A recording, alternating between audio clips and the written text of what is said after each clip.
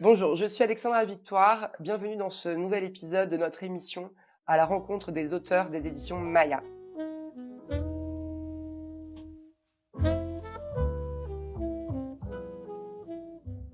Pour ceux qui ne connaissent pas Maya, Maya est une maison d'édition qui permet à des primo-auteurs comme moi de publier leurs romans facilement, rapidement, avec un contrat pour compte d'éditeur. C'est aussi une maison d'édition qui permet à des auteurs débutants confirmés de publier leurs livres avec une grande liberté d'expression, grâce à une maison qui donne beaucoup de liberté d'écriture pour ne pas dénaturer les œuvres de ces auteurs. Ce qui fait la richesse de Maya, vous l'aurez compris, c'est la diversité des écrivains, avec plus de 2000 auteurs au catalogue. Pompiers, retraités, policiers, thérapeutes, docteurs, étudiants. Il y a une grande diversité dans la maison Maya. Et car ce qui compte chez Maya, c'est d'avoir du talent et d'avoir une bonne histoire à raconter qui plaira au lecteur.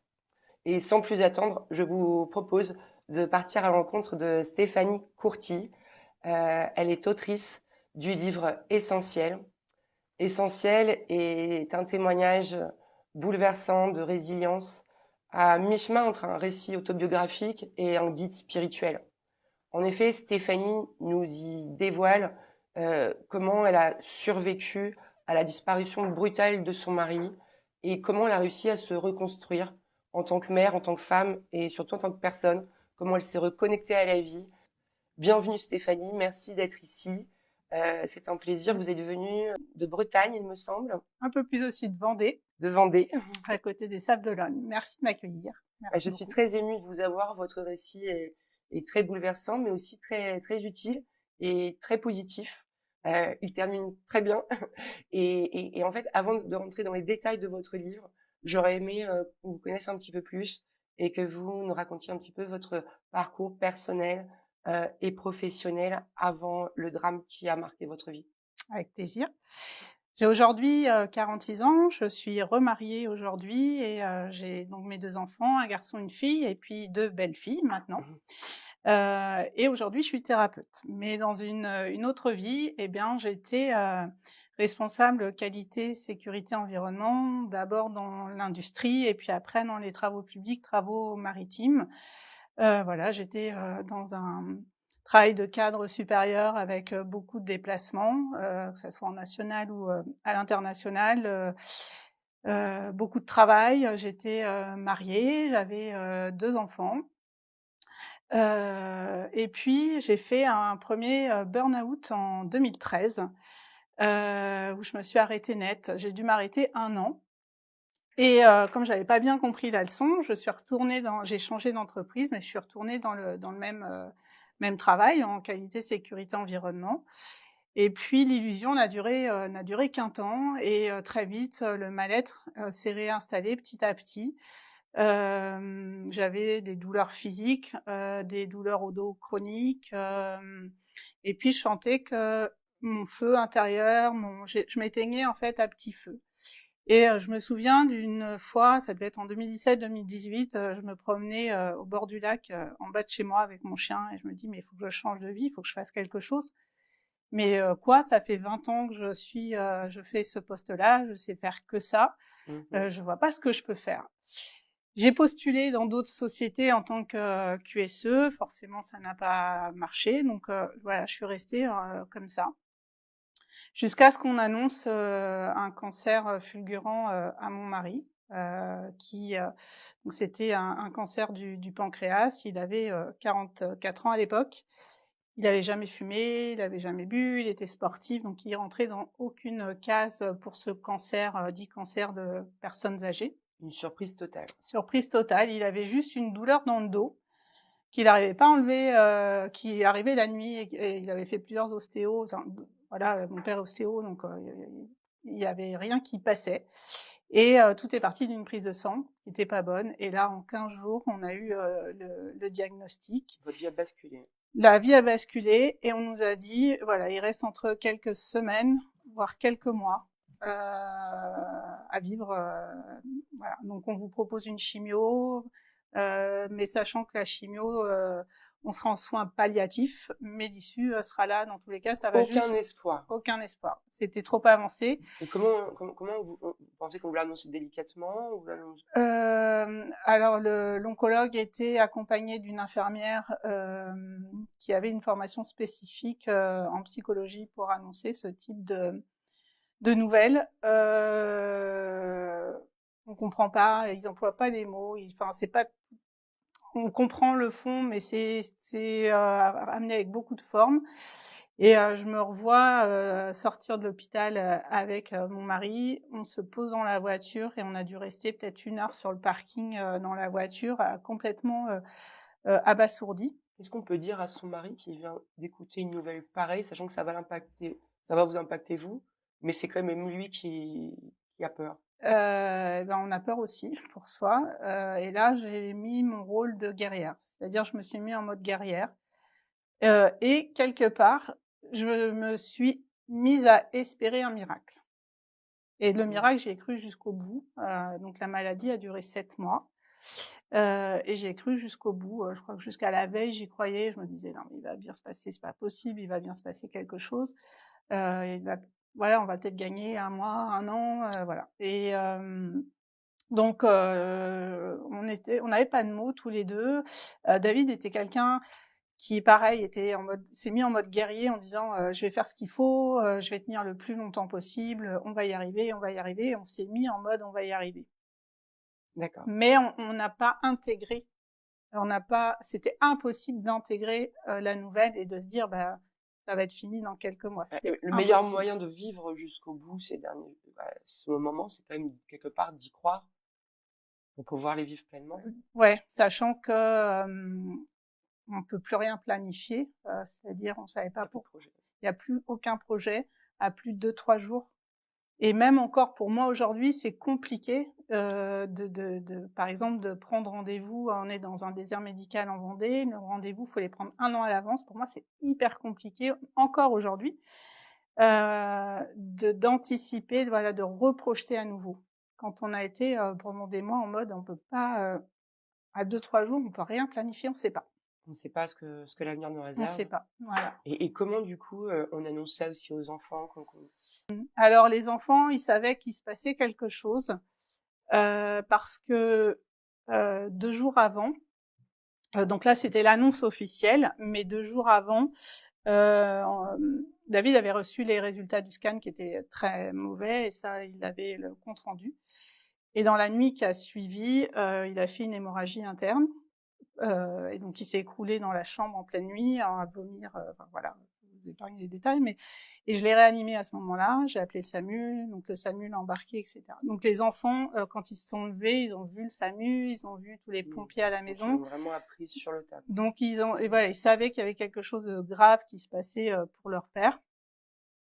Et puis après, il a été hospitalisé jusqu'à l'annonce. Et donc, on est rentré. Ils savaient qu'il se passait quelque chose. On leur a juste dit, voilà, papa est très malade.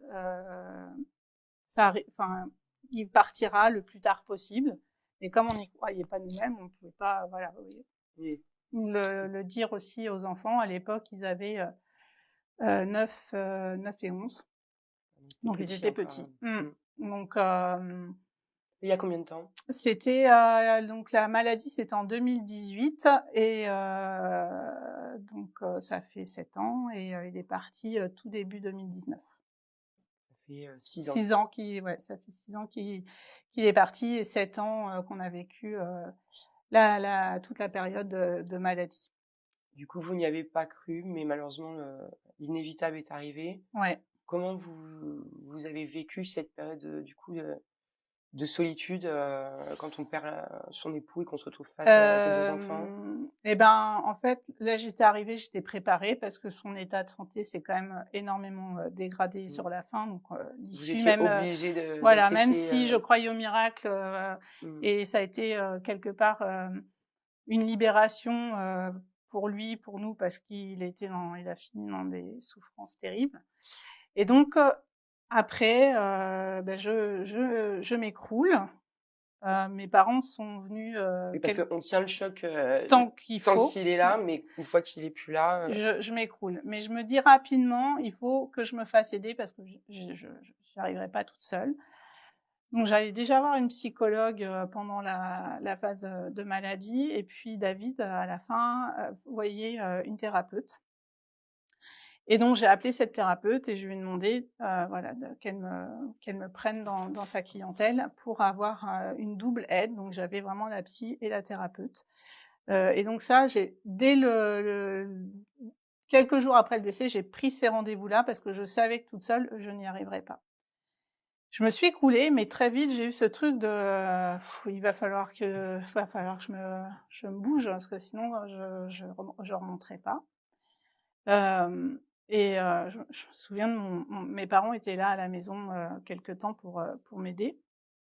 Et mon père vient dans ma chambre où je m'étais rallongée. Il me dit allez, maintenant on va au resto au Sable d'Olonne, tu te bouges. Et je dis non, je veux pas aller au Sable, c'était un endroit où on allait beaucoup avec David. Et il dit il y aura plein de premières fois, donc il faut que tu ailles faire les premières fois le plus rapidement possible. Donc maintenant tu te bouges, tu t'habilles et on va au resto. J'ai trouvé ça sur le moment d'une violence, et j'en parle dans le livre parce que ça a été je l'ai pris comme il comprend pas ma douleur et il respecte pas ma douleur. Mais en fait, c'était un père qui voulait juste aider sa fille à aller mieux et à aller vers cet élan de vie à nouveau. Et quand on était au resto au Sable, mon père me dit il faut prendre des billets d'avion, pars avec les enfants en vacances. Ça fait 1 an que vous vivez le cauchemar. Allez au soleil et prends des billets et partez tous les 3. Et l'inverse de ce que vous auriez imaginé faire. Voilà. Et là, je me suis dit, mais enfin, la charge mentale de dire je prends les billets, je monte à Paris, prendre l'avion, enfin, être toute seule avec les enfants, alors que j'étais jamais, enfin voilà, de partir toute seule en vacances avec ses enfants. Et puis j'ai dit allez, hop, je prends les billets, on y va. Et on est parti aux vacances de février à l'île Maurice, 10 jours tous les 3. Et ça a été, on a voilà, ça nous a fait énormément de bien. Et ça a été le début de notre chemin de reconstruction à tous les 3 à ce moment-là. Comment est née l'idée d'écrire Essentiel après une expérience aussi intense? J'ai eu toute cette phase de reconstruction avec ma thérapeute. J'ai décidé pour les 1 an du décès de David de partir avec ma meilleure amie en retraite dans le désert en sac à dos. Et j'ai clôturé vraiment, enfin il s'est passé quelque chose de magique dans le désert et j'y retourne d'ailleurs régulièrement, où j'organise maintenant des retraites. Et il s'est passé quelque chose là-bas, j'ai tout lâché. Et quand on est rentré du désert, il y a eu le confinement. Donc on a été confinés. Oui, Mais en fait, j'étais hyper bien parce que j'étais dans cette continuité du désert. Enfin, on est revenu du désert 3 jours après, on était isolé du monde. Voilà. Et vous n'avez pas eu besoin de vous remettre dans le monde d'avant. Non, et dans mon truc de hop, j'y vais, etc. Et puis voilà, j'ai reconstruit ma vie. J'ai décidé quelques mois après le décès de pas retourner à mon travail. Quand mon médecin m'a dit il va peut-être falloir repenser à travailler. J'ai dit, mais non, en fait. Enfin, j'ai eu comme un signe physique, ça s'est noué dans mon ventre. J'ai dit, non, je peux pas retourner faire ce travail-là. Et elle me dit, qu'est-ce que tu vas faire? Je dis, j'en sais rien, mais je retournerai pas faire ce travail-là. Et j'ai eu la chance que mes patrons de l'époque m'arrangent ma sortie. Ils fassent pas d'histoire, j'ai demandé à partir, ils m'ont fait une rupture facilement. Et donc, je me suis retrouvée 10 mois après le décès, au chômage avec mes 2 enfants, mais j'étais libre et j'étais bien aussi. Et donc, voilà, j'ai reconstruit toute cette vie. Et fin 2022, le bonheur était retrouvé dans ma vie. Et je me suis dit, en fait, il faut que tu parles de tout ce que tu viens de vivre parce que ça arrive à beaucoup plus de monde qu'on le pense, de vivre des deuils intenses, jeunes, comme ça. Et que tu décrives par où t'es passé, où t'es arrivé, et tous les outils qui t'ont aidé à arriver là où t'en es aujourd'hui. Donc ça a mûri comme ça.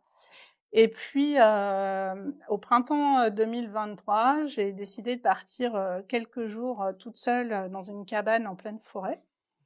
Il y avait pas de chauffage, il y avait, enfin bref, c'était vraiment la cabane. Et là, j'ai commencé à à créer mon livre, à le structurer, à faire le sommaire, écrire les premiers chapitres. Et en fait, c'est parti. C'était au papier Oui. Oui, je suis encore non, pas papier et puis aussi le sommaire quand même à l'ordi. J'avais pris l'ordi quand même, mais j'aime beaucoup aussi écrire au papier quand je suis en pleine nature et tout ça. Et après, ouais, je mets sur ordi quand même. Donc voilà, l'idée du livre est venue comme ça à ce moment-là. De vouloir à la fin en fait transmettre votre histoire, comment vous l'avez surmontée et quels outils m'ont aidé. vous ont aidé. Vous parlez justement beaucoup dans votre livre de bâton de pouvoir. Qu'est-ce que ça signifie pour vous, un bâton de pouvoir? Bâton de pouvoir, ça vient de la culture indienne. Pour le Noël, avant de décéder, David m'avait offert une retraite de 2 jours qui s'appelait Sagesse de femme, qui était donc une retraite organisée par la thérapeute qui me suivait. Et puis il est parti entre-temps, donc j'avais son cadeau, et donc je suis partie au mois de juin, donc 5 mois après le décès, à cette retraite. Et en fait, dans la culture, enfin les Indiens créent des bâtons pour plein de choses. Lors de mariage, les témoins créent un bâton pour les mariés. Et donc, là, on crée son bâton de pouvoir, où en fait, on va dans la nature chercher une branche, un arbre, enfin un tronc, et on vient par un travail d'introspection. Là, c'était tout un travail d'introspection sur sa lignée de femme, sur ce que notre mère a pu nous apporter, nos grands-mères, etc. On vient mettre l'énergie d'où on vient, donc de tout ce qu'ont pu nous transmettre notre lignée de femme et vers où on veut aller. Et je me souviens être à la fin de cette retraite. On était en cercle avec mon bâton à la main et j'ai senti en fait à ce moment-là me dire ben j'ai la force, je suis une femme forte, je suis une femme debout, je me suis relevée et j'ai le pouvoir de choisir la vie que je veux. Stéphanie, en revisitant votre histoire, quels épisodes ont été les plus difficiles à raconter dans votre livre?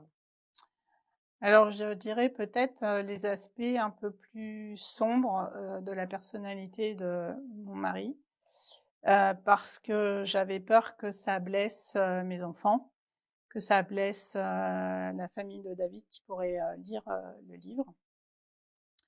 Et donc, j'ai fait relire ces chapitres-là à mes enfants au fur et à mesure que j'ai écrit pour que ça soit complètement OK pour eux, que ça soit lu de tout le monde. Il y a eu ça et je dirais la deuxième chose, c'est le deuil de mon bébé suite à une IVG que j'ai vécue en 2022, donc un nouveau deuil, parce que l'IVG, tout ce qui est autour du deuil périnatal, c'est absolument pas reconnu, je trouve, aujourd'hui en France. J'en ai très peu parlé dans mon entourage, très peu de gens savent ce que j'ai vécu en 2022. Oui, parce qu'on conseille beaucoup l'IVG, mais on ne parle pas des conséquences spirituelles et psychiques que ça peut avoir derrière. Voilà, ça reste, un avortement, ça reste un deuil, que ça soit un deuil périnatal, c'est suite à IVG ou fausse couche. J'ai vécu et des fausses couches, enfin une fausse couche et un IVG et voilà. Et parfois il faut des mois, voire des années pour arriver à faire ce deuil. Et c'est pas reconnu en France. C'est pour ça que j'en ai pas parlé. J'avais pas envie d'en parler au moment où j'ai vécu ça. Et donc de le poser parce que c'était important aussi d'en parler parce que ça m'a vraiment ébranlé cet épisode de ma vie. Je me suis dit encore un deuil à faire. Je sors du deuil de mon mari, j'ai encore un deuil à faire. Mais c'était important, d'en parler et dire le deuil périnatal, ça existe. Il y a énormément de femmes qui en souffrent dans notre société, mais c'est complètement tu auprès d'énormément de familles en fait. Tout à fait. Et est-ce que du coup vous apportez aussi des outils ou des clés ou des conseils? Ouais, je parle en fait de ce que moi j'ai vécu. Il faut savoir qu'il y a des thérapeutes qui sont spécialisés dans l'accompagnement autour de la grossesse au sens large, que ça soit des femmes qui ont des difficultés de conception, tout ce qui est deuil périnatal et puis les suivis de grossesse et puis tout ce qui est autour de l'allaitement. Ça s'appelle des doulas. C'est des femmes c'est pas des sages-femmes, elles sont thérapeutes, mais spécialisées dans l'accompagnement de la grossesse. Et après la perte de ce bébé, j'ai travaillé avec, je me suis fait accompagner par cette doula. Et elle a été vraiment salvatrice. Et donc, j'avais à cœur, dans le livre, d'expliquer le travail de ces femmes thérapeutes qui font des choses extraordinaires autour de la grossesse. Je trouve ça justement très intéressant dans votre livre, c'est qu'effectivement, il y a ce mélange constant d'autobiographie et de conseils pratiques. Du coup, vous ne posez pas juste des problèmes, vous ne parlez pas juste de votre ressenti, mais vous apportez des clés, en tout cas des clés qui ont fonctionné pour vous.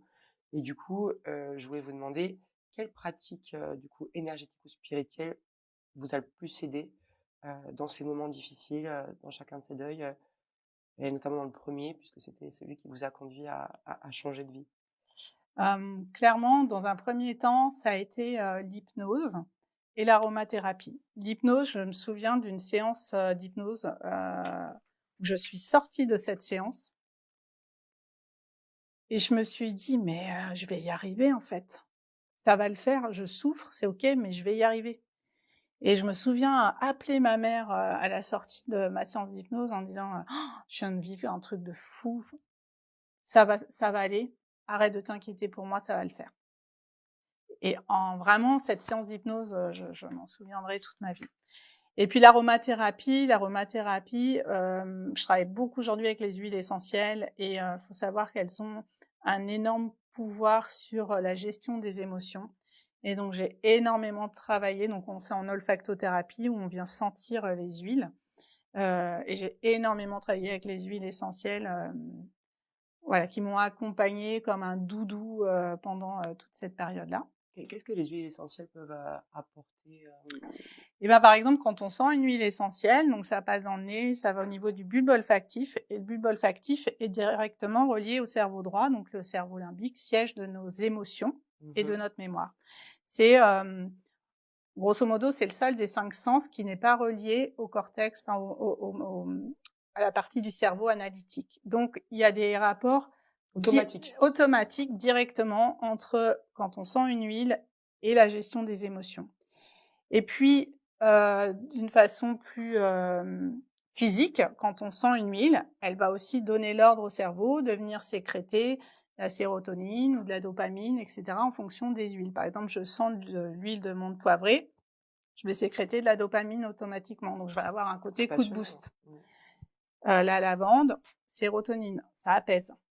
Donc, il y a un effet, je dirais, physique quand on sent une huile en olfactothérapie, et un effet plus inconscient de gestion des émotions. Et quand je travaille aujourd'hui en hypnose, je travaille systématiquement en olfactothérapie avec des huiles essentielles, ce qui fait que les personnes, elles engramment l'odeur de l'huile essentielle que je leur fais sentir avec tout ce qui va se dire et se passer pendant la séance. Elles repartent de la séance avec leur flacon. Et quand je leur dis dans les jours qui viennent, les semaines, vous sentez votre flacon. Et automatiquement, l'inconscient, il va se relier à cette séance d'hypnose et il va continuer les libérations nécessaires et tout ce qui s'est passé et dit pendant la séance.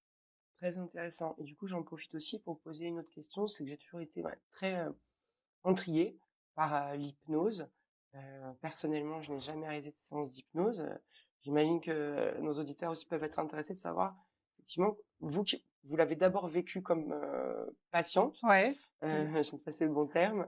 Vous pouvez nous décrire c'est quoi une séance d'hypnose et comment ça fonctionne et comment ça peut nous aider justement précisément à surmonter des drames ou des difficultés? L'hypnose thérapeutique, il y a différents courants d'hypnose. Il y a de l'hypnose ericksonienne, humaniste, sagesse, etc., qui sont des hypnoses qui ont pour objectif de faire des libérations émotionnelles. Après, c'est des techniques un petit peu différentes dans l'approche. Moi, la technique que j'utilise, je vais raconter des histoires, des contes métaphoriques. Il faut savoir que notre cerveau, donc on a le cerveau gauche, notre mental, le cerveau droit, donc siège de nos émotions et notre mémoire. Et le but de l'hypnose, c'est d'aller entourlouper notre mental pour aller accéder à notre cerveau droit. Il faut voir un peu le mental comme le gardien du château fort et l'inconscient, c'est le roi. Et donc, on va entourlouper le gardien pour accéder au roi. Et donc, par des différentes techniques, on va entourlouper le mental. Donc moi, le mental, qu'est-ce qu'il va faire quand je raconte des histoires? Soit il va écouter comme un bon élève toutes les histoires, et puis les gens reviennent en disant j'ai tout entendu, peu importe. Soit il va partir à sa liste de cours, au mail, en disant mais qu'est-ce qu'elle est en train de me raconter? Soit des fois il peut donner l'impression de switcher, les gens reviennent en disant je crois que j'ai dormi, en fait pas du tout.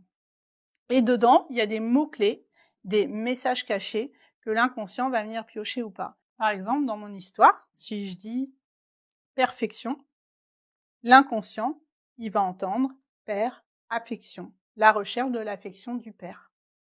Donc si dans l'histoire personnelle de la personne, il y a quelque chose à aller libérer en lien avec le père, l'inconscient, il va faire systématiquement le travail de façon complètement inconsciente pour le mental, où lui sera parti à écouter mes histoires et il va juste entendre perfection. Et du coup, vous construisez des histoires sur mesure pour chaque personne? Comment on prépare une séance d'hypnose? Alors j'ai un catalogue d'histoires, après j'en écris aussi. Et ensuite, je me sers de la date de naissance de la personne. Donc là, c'est de la numérologie, c'est un autre outil thérapeutique pour vraiment construire en fonction de la problématique de la personne et de sa date de naissance. Je vais construire une séance qui va être du sur-mesure pour la personne. Et généralement, les personnes, quand elles reviennent, elles me disent « Mais tu connaissais des choses sur ma vie, comment tu pouvais être pile poil dans tout ce que j'ai vécu dernièrement ?» Donc c'est ça la magie pour moi. Et donc quand je fais des séances d'hypnose, j'utilise l'hypnose, j'utilise l'olfactothérapie et la numérologie pour faire des séances. C'est toute une combinaison d'outils qui permet d'optimiser, on va dire, la séance d'hypnose. Est-ce que tout le monde peut se faire hypnotiser? Oui. Ça peut fonctionner sur n'importe qui? Oui.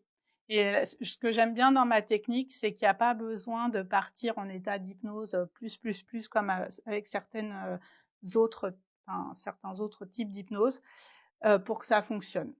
Moi, j'ai été quelqu'un qui était où j'arrivais très peu à lâcher pendant les séances d'hypnose, et pourtant, il s'est passé juste des choses extraordinaires. Qu'est-ce que vous avez ressenti? Qu'est-ce qui a changé en vous et à partir de combien de séances? Je dirais très rapidement, je dirais peut-être à la 4e, c'est-à-dire la première séance, c'est quand même la découverte avec la thérapeute, on parle, etc. Mais je crois que la séance dont je parlais, où je suis ressortie, je vais m'en sortir, c'était peut-être à la 3e ou 4e séance. Donc voilà, il s'est passé, moi j'ai réussi à libérer des choses avec quelques séances d'hypnose. Et c'est quoi ce sentiment réel de dire je vais m'en sortir? C'est quoi? C'est une libération? C'est un sentiment fort interne? C'est quelque chose qui a changé dans votre cerveau à ce moment-là? En hypnose, on va reparamétrer différemment un même souvenir. On va le paramétrer, on va enlever en fait tout l'émotionnel qu'il y a par rapport au souvenir. Et puis on vient faire ce qu'on appelle des visualisations dans l'avenir en disant imagine-toi d'ici quelques jours, quelques semaines, tellement plus heureuse demain qu'aujourd'hui. Et donc en fait le cerveau, il est en état de réceptivité plus, et il engramme ben oui, je me vois dans quelques jours, quelques semaines, tellement mieux demain qu'aujourd'hui. Et comme le cerveau droit ne fait pas la différence entre le réel et l'imaginaire, en hypnose, on le fait visualiser un imaginaire extraordinaire, et donc il l'intègre comme une réalité. Et donc quand on revient en état normal, on a intégré cette nouvelle réalité en disant ben ouais, demain ça va être mieux demain qu'aujourd'hui en fait. C'est possible. Très intéressant. Écoutez, ça donne envie d'essayer en tout cas. Et vous parlez aussi beaucoup de gratitude dans votre livre, de gratitude envers les épreuves difficiles de la vie. Est-ce que vous pouvez nous expliquer un petit peu ce rapport aux épreuves que vous avez aujourd'hui? Quand je reprends, j'aurais pas dit ça il y a 10 ans, mais quand je reprends en fait tout ce qui s'est passé, je n'étais l'ombre de moi-même. En fait, avant la maladie, il y avait pas grand-chose, j'avais plus de projet. Mon boulot, je l'aimais plus, je voulais plus faire ça, j'incarnais plus mes valeurs, enfin mon travail était plus en phase avec mes valeurs. Et il y a eu ce coup de massue avec cette maladie. Mais n'empêche qu'il y a ce cadeau derrière j'ai réussi à reconstruire une vie qui me va, j'ai réussi à changer parce que j'étais quelqu'un d'hyper stressé. Le dimanche soir, je faisais toute ma semaine, tout mon planning à la demi-heure près. Enfin, je dormais pas ou très peu. Enfin, donc j'ai réussi en fait tout ça et il y a eu ce cadeau-là. Et je me dis, ben merci en fait, parce que il s'est passé quelque chose de dramatique dans ma vie, mais j'en ai fait quelque chose. Et pour moi, derrière une épreuve de vie, il y a un cadeau quelque part. Alors le cadeau, quand on est dedans, on le voit pas du tout, On va hein. dire une récompense si on a survécu à l'épreuve. Ouais, parce que le cadeau, on le voit pas. Quand on Voilà. est dans le truc, on le voit pas. Mmh. Mais c'est que si on arrive à aller au-delà de la souffrance, d'aller au-delà de son deuil, d'aller au-delà de ce que la vie peut nous envoyer, eh ben, la vie continue et la vie est belle. Déjà, on se rend compte de forces qu'on n'aurait peut-être pas imaginé avoir. Et du coup, quelque part, on change aussi peut-être son regard à soi-même. Bah, c'est ça. On se dit, bah, dis donc, j'ai quand même eu le courage de survivre Et d'y et arriver d'y et arriver. de me construire la vie que je veux. Ouais. Parce que ce qui est touchant dans votre histoire est très intéressant et c'est pas ce qu'on attend au départ. C'est qu'en fait, vous avez, à travers cette première épreuve majeure du décès de votre mari, dans votre travail de reconstruction, en fait, vous êtes reconstruit entièrement. C'est-à-dire que vous avez corrigé Tout. Ouais. tout ce qui n'allait pas dans votre vie avant et essayé du coup d'avoir la vie qui vous ressemblait vraiment C'est et ça. qui faisait du sens. Et du coup, vous avez plus de burn-out, plus de déprime, J'ai plus mal au dos. plus mal au dos et peut-être du coup pour vraiment du long terme. Bah, ouais, mais pour ça, bah, ça demande de reprendre son bâton de pouvoir. De son bâton de De pouvoir. dire, je me sors de mon rôle. Parce que j'aurais très bien pu dire, voilà, 40 ans, je suis veuve, parce que David, il est décédé 10 jours après mes 40 ans. Donc, Ah j'ai oui, donc fêté c'est beaucoup de choses à ouais, encaisser en même je temps. passe le cap des 40 ans, il est malade, il est au fond du lit, il est hospitalisé quelques jours après. Donc, j'aurais pu dire: «Ah, c'est la vie est dramatique, gna gna gna» Mm. et rester dans ce Vous auriez truc-là. pu vous conforter dans cette Voilà, tristesse et que les gens vous réconfortent, vous voilà. victimisent et vous complaire. Et sauf qu'à un moment, bah non, j'ai pas envie de rester j'ai pas envie de vivre ça, j'ai que 40 ans, j'ai envie de vivre. Oui, Alors, ce n'est pas j'ai déjà, c'est je n'ai que finalement. voilà, je n'ai que et je dis pas que ça a été facile tous les jours, que j'ai pas pleuré toutes les larmes de mon corps pratiquement tous les soirs pendant et des mois, mais j'ai surmonté tout ça et j'en suis sortie grandie. Et pour ça, ben, je suis en gratitude de ce que m'offre la vie au quotidien. Et c'est vraiment, aujourd'hui, j'ai la vie que je rêve en fait. Donc, Et ça, c'est une très bonne nouvelle. J'en suis vraiment heureuse pour vous. Félicitations parce que merci. vous le méritez en fait. Et du coup, que diriez-vous à une personne qui se sent complètement perdue dans sa vie aujourd'hui ou qui est déprimée il y a des personnes parfois qui sont en état de souffrance et qui n'ont même pas vécu le Bah drame oui. que vous avez vécu. Que pourriez-vous dire à ces personnes pour essayer de se retrouver, de se reconnecter à la vie? D'oser se faire accompagner, d'oser dire ça ne va pas. Et je dirais mon malaise que j'avais même avant la maladie, j'aurais dû me faire aider déjà à ce moment-là en fait. Mm. J'étais un burn-out, c'est pas rien, enfin être pas bien, c'est pas rien. Donc c'est d'oser se faire accompagner, que ça soit par une psychologue, que ça soit par un thérapeute, un coach, enfin c'est trouver en fait. Pour moi, il y a vraiment c'est un trio, c'est-à-dire il y a la personne, l'accompagnant, le thérapeute, le psy et l'outil. Et il faut que le combo des trois, ça matche pour que ça fonctionne. Donc, c'est oser aller pousser les portes pour vous faire accompagner, parce que quand on est dans le brouillard, on va pas bien. C'est compliqué de s'en sortir Ouais. seul. Et si on est mal accompagné, ne pas hésiter justement à essayer de trouver ce qui nous correspond vraiment, parce que Oui. ce que vous disiez au départ, vous aviez une psychologue qui ne vous comprenait pas, et ce qui marche avec l'un ne marche pas avec l'autre. Ben en fait, moi, la psy, elle me faisait du bien parce que j'y allais, je parlais, et puis en fait, elle me faisait accepter le fait d'être en arrêt de travail après le D'accord. décès. Parce que je culpabilisais énormément d'être en arrêt de travail, et donc j'y allais pour ça. Et avec la thérapeute, voilà, j'ai vraiment fait un travail sur plusieurs années, hein, donc voilà, j'ai pas travaillé la même chose, mais j'avais besoin à ce moment-là des deux. Puis à un moment donné, avec la psy, j'ai dit bah c'est ok, j'arrête, et j'ai continué avec la thérapeute. Donc c'est vraiment oser changer aussi. Si vous vous Mm. sentez pas à l'aise ou qui vous convient pas, ben allez voir ailleurs, quoi. Et chercher à se soigner en profondeur, hein. Voilà. Pas juste les symptômes. Et ça demande du temps. Ça prend du temps. Parce que les gens pensent que, hop, il y a la baguette magique, en une séance d'hypnose, pouf, terminé. Non. Aller mieux quand on vient d'un burn-out, d'un deuil, même d'un divorce, ça peut être hyper douloureux. Il faut du temps pour se reconstruire, du temps pour accepter et que ça s'intègre dans le corps aussi. Il y a tout ce qui est en lien avec la fatigue émotionnelle qui est énorme. Et ça, la fatigue émotionnelle, ça dure des années après des événements dramatiques de vie. Donc il faut apprendre à gérer et à vivre avec, Ouais. et à l'atténuer avec le Ouais. temps. Et du coup, aujourd'hui, quelle place a pris dans votre vie cette symbolique du bâton de pouvoir dont vous parliez au départ? Aujourd'hui, mon bâton, il est dans mon cabinet. Je me reconnecte à lui, voilà, quand j'ai un coup de mou. Et puis, symboliquement, quand je fais des soins, je visualise, j'imagine que je redonne le bâton de pouvoir dans la main de la personne. Et je lui mets son bâton en disant, allez, maintenant tu vas y aller, tu vas avoir cet élan de vie, ce truc de, allez, je vais y arriver, et voilà, ça va rejaillir. Et puis, quand j'organise des retraites régulièrement, selon les thématiques de retraite, je peux faire créer des bâtons aussi à certaines femmes. Donc là, j'anime dans quelques semaines une retraite où on va aller créer leur bâton de pouvoir. D'accord, vous passez le relais Ouais. du bâton de pouvoir. Ouais. Et du coup, on a beaucoup parlé des outils pour votre guérison, pour votre construction. Mais est-ce que du coup, l'écriture aussi a fait partie de cette thérapie? Alors, oui et non. Je dirais non pour la partie du deuil parce que c'était complètement ok. Donc en fait, ces chapitres-là, ça a été hyper fluide à écrire.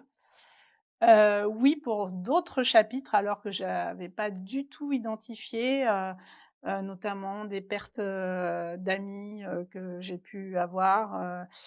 Parce que après un deuil, il y a des amis qui restent, mais il y a des amis qui partent aussi, comme après un divorce. Bon, voilà, donc des choses, en fait, j'avais pas du tout identifié. Je pensais que c'était ok. Et en fait, en écrivant certains passages, ça m'est remonté à la figure. Ça, j'avais pas du tout anticipé la chose. Donc, C'était plutôt été finalement difficile émotionnellement de oui, se replonger dans quelque chose où on avait passé autant de temps à essayer de guérir. où j'avais pas du tout identifié avant. Donc, j'ai été le guérir à ce moment-là. Donc j'ai eu besoin de me faire accompagner par une thérapeute pendant l'écriture sur ces sujets-là. D'accord, oui, parce que justement, vous aviez évoqué la difficulté que vous aviez aussi de vous mettre un peu à nu, entre guillemets, d'exposer cette intimité, cette histoire très très intime. Et du coup, comment vous avez réussi à préserver votre intimité et comment vous avez pu choisir entre ce que vous vouliez raconter ou pas raconter? Est-ce qu'il y a des choses que vous regrettez de ne pas avoir racontées ou que vous n'avez pas raconté par pudeur? Je dirais c'est vraiment un livre où je me suis mise à nu.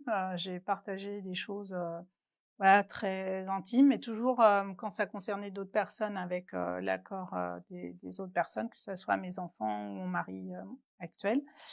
Après, ce que j'ai pas partagé, c'était ce qui n'avait aucun intérêt dans ma phase de reconstruction ou de prise de conscience, de choses comme ça. Un point sur lequel peut-être je regrette aujourd'hui de pas avoir plus approfondi, c'est sur cette période de ma vie où j'étais accompagnante de quelqu'un en fin de vie. Et c'est une place qui n'a aucune reconnaissance en France. Il n'y a pas d'arrêt. Alors maintenant, je crois que ça a changé. Ils ont mis un arrêt, mais très peu rémunéré.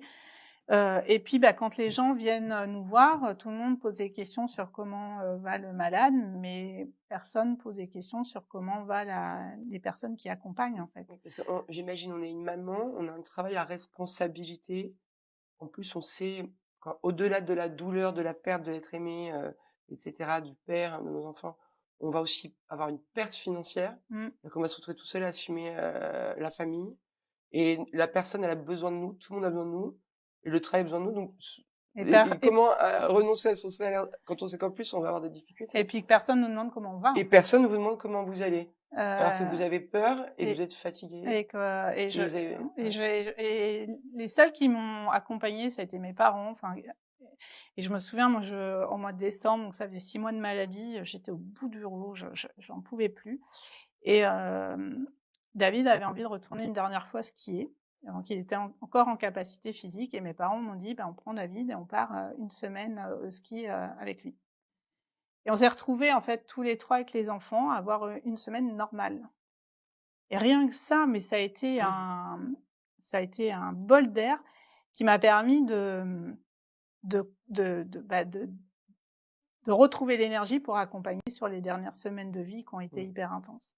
Et j'ai des gens qui se sont permis de me dire, mais comment ça, tu n'y vas pas, c'est ton rôle de l'accompagner au ski, etc. Et ça, j'en ai pas parlé dans le livre. Et pour moi, c'était une des phases les plus dures de ma vie, c'est d'être accompagnante d'une personne en fin de vie. C'est dur parce qu'on est face à nos peurs, on De a tout. mal. De tout. Et puis on voit l'autre souffrir. On voit l'autre souffrir, on voit nos enfants souffrir. Nous, on souffre. Je me vois emmener les enfants à l'école le matin, repartir au boulot, revenir pour l'emmener à l'hôpital parce que ils voulaient qu'on soit 2 pour avoir des infos des médecins, retourner au travail, tac, tac, tac. Et puis tout gérer de front, en fait. Et donc ça, j'en ai pas parlé dans le bouquin. Voilà, c'est peut-être. Et l'abandon d'attention qu'il y a après quand la personne s'en va, du coup, que personne ne vous appelle. Alors au début, si. Au début, pendant quelques mois, tout le monde est là, et puis la vie reprend vite le cours pour les autres. Et au bout de quelques mois, par contre, là, il y a plus d'appels, il y a plus rien. Ils sont passés à autre Voilà. chose Et pas nous.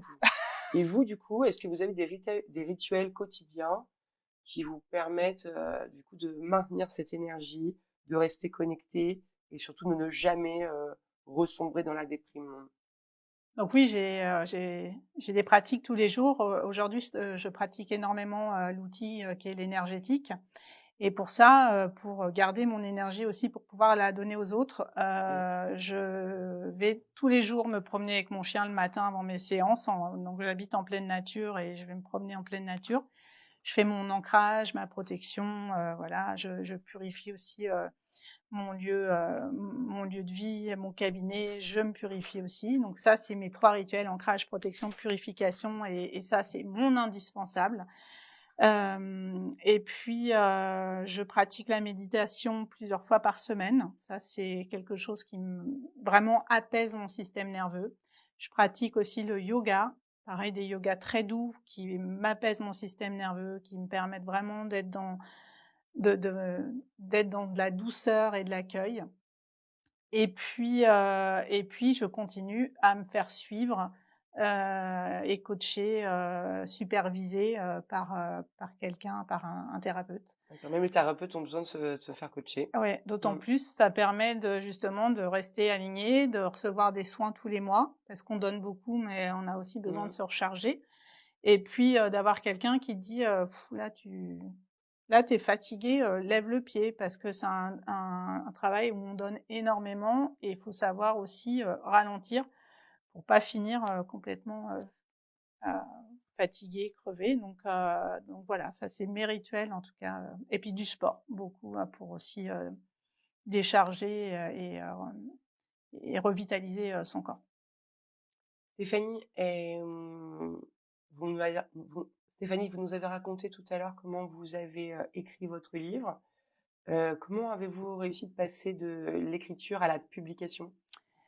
Eh ben, j'ai été voir sur Internet, dans plein de librairies, les maisons d'édition qui pouvaient publier ce type d'ouvrage autour du développement personnel, de la spiritualité. Donc j'ai tout listé et j'ai envoyé le manuscrit. Donc sachant que c'était un pari audacieux comme vous disiez, de mix entre l'autobiographie et puis le guide d'outils holistiques. Et les éditions Maya m'ont répondu assez rapidement positivement. Donc j'ai gardé, il y a d'autres maisons d'édition où les processus sont beaucoup plus longs, donc ils me disaient vous êtes passé au premier niveau, ça passe en comité de lecture, ta. Et puis, on vous répondra sous 3 mois, hein, et puis au bout de 3 mois, on n'a toujours pas, on relance, oui, vous allez passer. Et puis à un moment donné, j'ai dit, non, les éditions de Maya m'ont fait confiance tout de suite, donc hop, je pars avec Maya. Et c'est une question après, mais ce que j'ai bien aimé chez Maya, c'est qu'on a une liberté totale et ils reprennent pas le bouquin parce qu'il y a plein de maisons d'édition, ils vont dire, bah non, ça, c'est pas politiquement correct, ça, faut changer, etc. Et j'avais besoin, moi, de cette liberté totale sur des outils holistiques qui font pas forcément l'unanimité dans le monde dans lequel on vit. Donc, mais c'est les miens et c'était important qu'ils soient pas dénaturés. Effectivement, les auditeurs ne le savent peut-être pas, mais c'est effectivement l'une des raisons pour lesquelles certains auteurs choisissent Maya. Et c'est qu'il y a beaucoup d'éditeurs qui demandent de reprendre certaines parties de texte ou qui ont une ligne éditoriale qui ne permet pas de s'exprimer pleinement. Et c'est vrai que c'est pour des livres comme vous, il n'a pas du tout été retouché, le livre. Rien du tout. Zéro ligne. Super. Un récit totalement authentique, on n'en doute pas une seconde. Et du coup, est-ce que vous avez eu des retours de vos lecteurs? Et quelques vos lecteurs ont pensé de votre livre? Donc les retours que j'ai eus, alors ceux qui me connaissent savaient pas tout, donc m'ont dit bah waouh, t'es passé par plein de choses, on savait pas tout ça. Et puis pour ceux qui me connaissent pas, en disant bah ça donne envie en fait d'ouvrir la porte d'un thérapeute pour aller essayer tel outil ou tel outil. Où j'ai une cliente qui m'a dit je fais un soin énergétique autour de tout ce qui est réveil du féminin, un soin de l'utérus, etc. Et elle me dit bah écoute, ça fait des années que j'ai envie de venir te voir pour ce soin et je prends rendez-vous suite à la lecture du livre. Donc bon bah là c'est gagné, c'est banco. Donc c'est très chouette et beaucoup de retours sur ton livre donne de l'espoir. Et du coup, avez-vous de nouveaux projets d'écriture? Oui, mais c'est absolument pas mûr encore. Je pense que ça sera peut-être plus un outil, un livre autour de. Je pense que ça sera peut-être plus un livre d'outils, un peu plus technique qu'autobiographique, parce que on a fait le tour sur l'autobiographie, pour donner des conseils pratiques, des conseils que je donne pendant les formations que je donne, parce que je fais aussi beaucoup de formations. Donc peut-être qu'un jour, ça sortira, toutes ces formations sous forme de livres. Aux éditions Maya. Ouais. Et pour conclure, Stéphanie, si vous pouviez résumer votre livre en quelques mots, comment le résumeriez-vous? La vie est belle. La vie est belle.